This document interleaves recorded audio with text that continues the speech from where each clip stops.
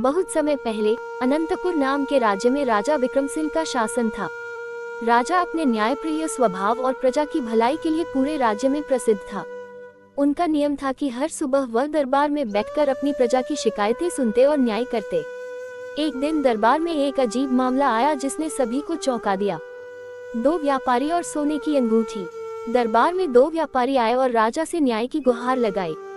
पहले व्यापारी ने कहा, महाराज, यह अंगूठी मेरी है जिसे इस आदमी ने चुरा लिया है। दूसरे व्यापारी ने तुरंत जवाब दिया, ये झूठ बोल रहा है, अंगूठी मेरी है, इसे मैं कई सालों से पहन रहा हूँ। राजा विक्रमसिंह ने दोनों की बात ध्यान से सुनी। अंगूठी देखने में बहुत साधारण थी, लेकिन उस पर कोई खास निशान नहीं था जिससे असली मालिक का पता चल सके। दोनों व्यापारी अपनी अपनी बात पर अड़े थे और मामले का कोई साफ हल दिखाई नहीं दे रहा था। राजा की बुद्धिमत्ता। राजा विक्रमसिंह ने कुछ देर सोचा और मुस्कुराते हुए कहा, चिंता मत करो, इसका हल जल्दी ही निकालेंगे।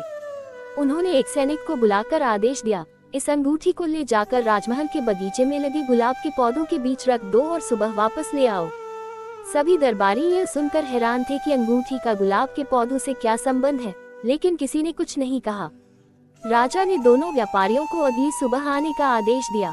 असली मालिक की पहचान। अगले दिन राजा ने अंगूठी मंगवाई और दोनों व्यापारियों से कहा, अब बताओ अंगूठी किसकी है। पहला व्यापारी आगे बढ़ा और अंगूठी देखते ही चिल्लाया, यह मेरी अंगूठी है। लेकिन जैसे ही दूसरा व्यापारी अंगूठी को ध्यान से देखने लगा, उसकी आंखों में आंसू आ गए। वह बोला, महाराज, यह अंगूठी मेरी ही थी, लेकिन मैं इसे गुलाब के पौधों के बीच कभी न रख पाता।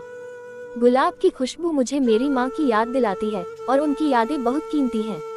मैं कभी ऐसा नहीं कर सकता था। राजा का न्याय। राजा ने दोनों की बातें सुनी और मुस्कुराते हुए कहा, असली मालिक वही है जो वस्तुओं के साथ भावनात्मक जुड़ाव रखता है। राजा ने अंगूठी उसी व्यापारी को दे दी जिसने अपनी माँ की यादों का जिक्र किया था। दूसरे व्यापारी को उसकी झूठी शिकायत के लिए सजा दी गई। सीख। इस घटना के